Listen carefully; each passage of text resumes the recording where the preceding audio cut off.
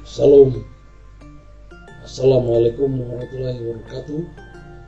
Om Swastiastu, Namo Buddhaya, Salve, salam kebajikan, Rahayu, salam sejahtera untuk kita sekalian.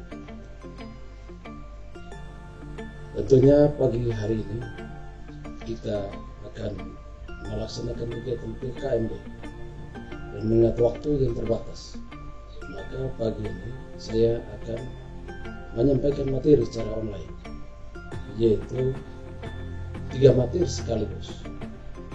Hakikat daripada PKMB atau pengenalan kehidupan kampus untuk mahasiswa baru tahun 2022-2023, sistem pendidikan tinggi di Indonesia dan struktur organisasi Universitas 1945 NTT. Tentunya profil nama saya sudah dapat dilihat, dan juga saya tentunya dengan latar belakang pendidikan, mulai bekerja, jabatan karir, saya memulai pekerjaan saya dari tahun 2005 dan selanjutnya perkenalan sudah selesai, segera kita masuk pada materi yang pertama, yaitu apa itu pengenalan kehidupan kampus bagi mahasiswa baru tahun 2022. Tentunya PKMB merupakan wahana bagi pimpinan perguruan tinggi untuk bagaimana memperkenalkan dan mempersiapkan mahasiswa baru dalam proses transisi menjadi mahasiswa yang dewasa, mandiri, serta mempercepat proses mereka dalam adaptasi dalam lingkungan yang baru dan memberikan bekal untuk menempuh pendidikan di perguruan tinggi. Dalam PKMB kali ini tentunya harapan secara nasional kita bisa dapat menyampaikan tentang 5 program gerakan nasional tentang revolusi yang baru. Di antaranya, yang pertama, Indonesia melayani, Indonesia bersih, Indonesia tertib, Indonesia mandiri, dan Indonesia bersatu. Tentunya revolusi mental ini adalah bagaimana kita berubah dengan sebuah harapan agar mahasiswa kelak ketika menjadi alumni perguruan tinggi memiliki kedalaman ilmu, keluhuran akhlak, dan juga cinta tanah air dan berdaya saing global. Selanjutnya, mari kita lihat tentang apa sih tujuan umum daripada pengenalan kehidupan kampus untuk mahasiswa baru. Tentunya ada tujuan umum: menyiapkan mahasiswa baru melewati proses transisi menjadi mahasiswa yang dewasa dan mandiri, mempercepat proses adaptasi mahasiswa dengan lingkungan baru, memberikan bekal untuk keberhasilannya menempuh pendidikan di perguruan tinggi, dapat dijadikan titik tolak dalam pembinaan idealisme, penguatan rasa cinta tanah air, kepedulian terhadap lingkungan, menciptakan generasi yang berkarakter religius, nasionalis, mandiri, gotong royong, dan berintegritas. Selanjutnya, penjabaran daripada tujuan tersebut dijabarkan di dalam tujuan khusus. Kita bisa lihat yang pertama adalah bagaimana menanamkan kesadaran berbangsa, bernegara, bela negara, serta kepedulian terhadap lingkungan dan masyarakat sesuai dengan 4 pilar kebangsaan, yaitu Pancasila, UUD 45, NKRI, dan Bhinneka Tunggal Ika. Yang kedua adalah memperkenalkan sistem pembelajaran dan kehidupan sivitas akademika dengan menanamkan nilai-nilai dasar pendidikan dan tridharma perguruan tinggi. Yang ketiga adalah memperkenalkan hak dan kewajiban sebagai mahasiswa, sebagai insan pradewasa bagi diri dan juga lingkungan sekitar. Yang keempat, mewujudkan kampus yang ramah, inklusif, aman, sehat. Yang kelima adalah membentuk karakter mahasiswa yang mengedepankan sikap sebagai intelektual yang mengandalkan kecerdasan berpikir, kedewasaan dalam bertutur kata dan bertindak, anti kekerasan, anti perundungan, berbudaya, bermartabat dan juga inspiratif. Yang keenam adalah memperkenalkan kiat sukses pelajar dan mengembangkan diri di perguruan tinggi melalui konsepsi dan praktek merdeka belajar dan kampus merdeka. Yang ketujuh adalah merancang hari esok generasi muda yang mandiri dan bertanggung jawab. Yang ketujuh adalah mewujudkan mahasiswa menjadi pembelajar yang lincah dan tangguh, powerful, eager.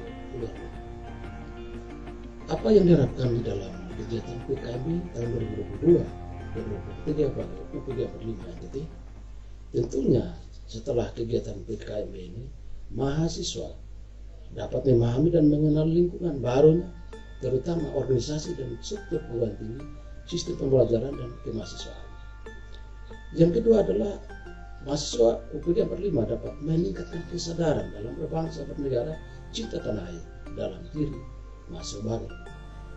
Yang ketiga adalah mahasiswa baru memahami arti pentingnya pendidikan yang akan ditempuh, yaitu pendidikan karakter, pengembangan konsepsi diri bagi pengembangan pembangunan bangsa, serta mampu menerapkan dalam kehidupan sehari-hari.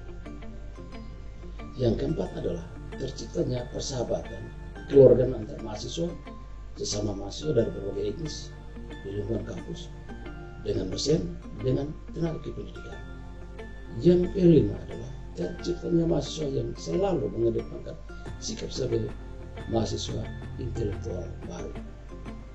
6 adalah mahasiswa memahami kiat sukses belajar dan mengembangkan ilmu di perguruan tinggi. Yang ketujuh adalah terciptanya generasi ilmu yang mandiri dan bertanggung jawab, dan terciptanya pembelajaran yang lincah. Kita segera masuk dalam materi yang kedua, yaitu sistem pendidikan tinggi di Indonesia. Dalam Undang-Undang Nomor 20 Tahun 2003 tentang Sistem Pendidikan Tinggi di Indonesia diklasifikasikan dalam 3 bagian. Yang pertama adalah pengenalan sistem pendidikan tinggi di Indonesia. Dikelompokkan dalam 3 kelompok, yaitu pendidikan akademik, pendidikan vokasi, pendidikan profesi. Pendidikan akademik tentunya adalah pendidikan tinggi yang dalam pelaksanaannya mengarah pada penguasaan dan pengembangan sistem ilmu, pengetahuan, teknologi seni, dan juga terapan tertentu. Dan UPG ada di situ. Yang kedua adalah pendidikan vokasi, sistem pendidikan yang mengarah pada penguasaan keahlian terapan tertentu seperti politeknik, politeknik, dan seterusnya. Yang ketiga adalah pendidikan profesi atau spesialis, sistem pendidikan tinggi yang hanya dapat ditempuh setelah menyelesaikan program sarjana.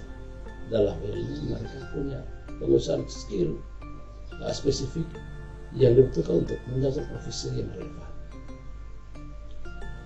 Yang berikut tentunya kita lihat tentang kebijakan kampus merdeka dan merdeka belajar. Tentunya ini akan disampaikan oleh pemateri yang lain.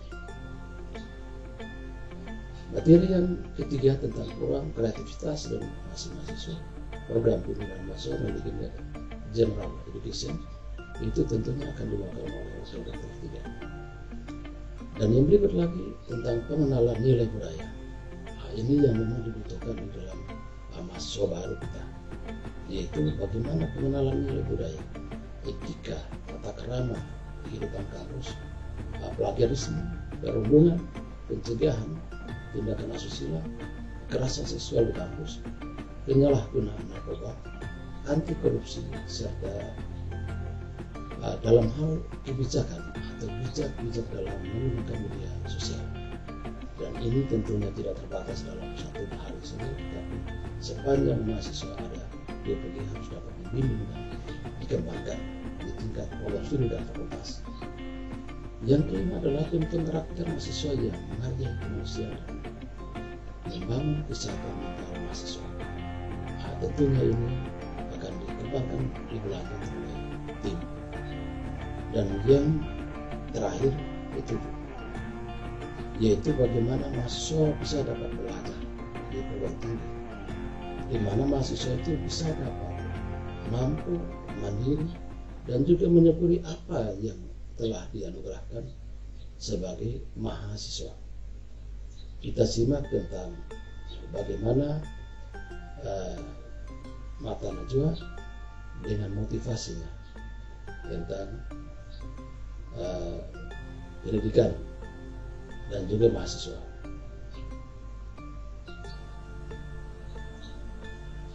Ya, tolong buka videonya. Dibuka video, klik videonya.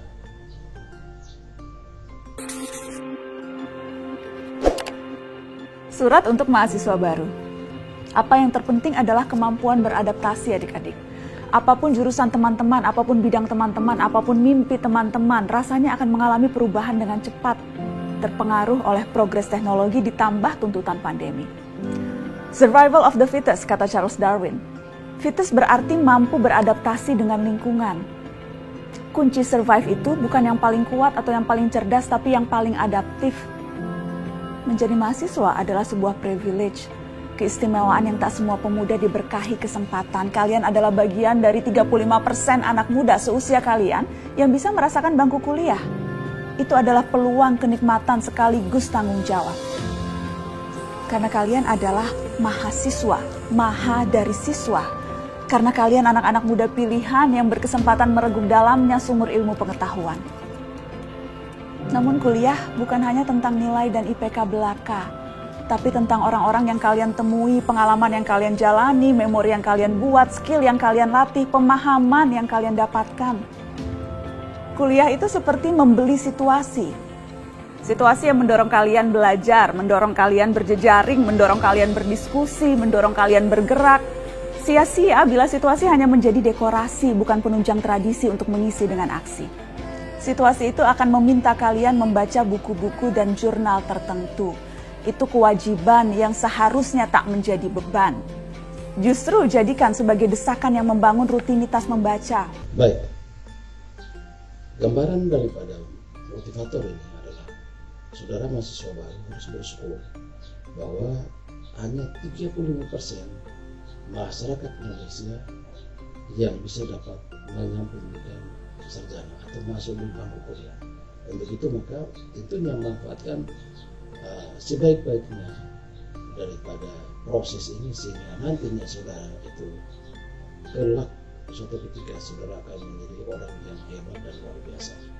Yang kedua adalah tentukan prioritas apa yang menjadi prioritas dalam pengembangan ilmu pengetahuan. Yang ketiga adalah pengembangan diri. Saudara harus mampu melakukan pertumbuhan di dalam proses pembelajaran. Dari semester ke semester harus tetap berhasil. Mahasiswa juga harus mampu untuk membuka akses komunikasi, tidak menutup diri, tetapi harus membuka diri terhadap sesama mahasiswa, terhadap dosen dan juga terhadap organisasi kemahasiswaan, dan juga mampu bisa beradaptasi dengan mengeksplorasi diri dalam organisasi-organisasi, misalnya PMI, ANI dan seterusnya, untuk membina kemampuan leadership, kemampuan berbicara. Dan yang kelima adalah saudara harus tetap selesai tepat waktu. Tentunya dalam sistem pendidikan ini ada 3 bagian, yaitu input, proses, dan output. Input itu tentunya kita kaitkan dengan bagaimana masyarakat seluruh stakeholder, dosen, staf pendidikan, staf administrasi, dan mahasiswa baru. Ini adalah input. Bagaimana prosesnya? Mahasiswa tugasnya adalah belajar dan belajar. Tetapi tidak hanya sebatas belajar, tapi melakukan riset bersama dengan dosen. Kemudian tentunya saudara juga harus melakukan sebagian mata kuliah, yaitu KKN, PPR, PLBK, dan juga studi tour. Ini harus dapat dilakukan. Itu proses ini sesuai dengan Permendikbud nomor 3 tahun 2020. Kemudian output. Secara output tentunya disesuaikan dengan Undang-Undang nomor 12 tahun 2012. Tentunya yang pertama output yang diharapkan dalam sistem pendidikan tinggi adalah menghasilkan manusia Indonesia yang bertakwa kepada Tuhan Yang Maha Esa, yang berakal budi, sehat, beriman, cakap, kreatif, dan juga mandiri. Dan tentunya yang diharapkan di situ adalah mahasiswa dalam hal ini menghasilkan riset-riset yang berguna bagi daerah dan bagi bangsa ini. Dan dalam riset tentunya dilanjutkan dengan pengabdian masyarakat. Tentunya setelah proses input selesai, maka kita masuk pada bagian ketiga. Bagian ketiga ini tentunya sangat mudah. Tentunya saya akan memperkenalkan secara hierarki struktur organisasi UPG 45, mulai dari pengurus besar PB, PGRI pusat yaitu Ibu Kaufrensa University, MPD, dan yang kedua adalah Ketua PPLP, PBPD, Prof. Dr. Supardi, MPD, dan yang ketiga Ketua BPH, Badan Penyelenggaraan yang Pengurus Besar PBI di Kupang, Bapak Dr. Salhan SH. Dan yang berikut itu adalah Rektor, saya sendiri David Aliasan SMM. Dan yang berikut itu adalah Wakil Rektor. Wakil-wakil Rektor ada Rektor bidang akademik, ada Wakil Rektor bidang hubungan dan kerjasama, ada Wakil Rektor bidang kemahasiswaan, di mana Wakil Rektor akademik adalah Bapak Uli J. Jonathan LKHOS PDMSI, dan yang Wakil Rektor 2 adalah PLT Ibu Apruna atau SIMM, dan Wakil Rektor 3 adalah Senior Garmanto Kisah MPD, dan juga kepala lembaga, UPT, dan seterusnya. Dan satu persatu tentunya saya tidak sebutkan, tetap hierarkinya demikian, di mana kita berpusat pada PB, ada BPLP, ada organnya, ada BPH, ada rektor, dan juga struktur ke bawah sampai pada ketua program studi dan juga mahasiswa. Sekian, terima kasih materi saya, kiranya bermanfaat bagi masa baru UPG 5 tahun 2022-2023. Sekian, terima kasih.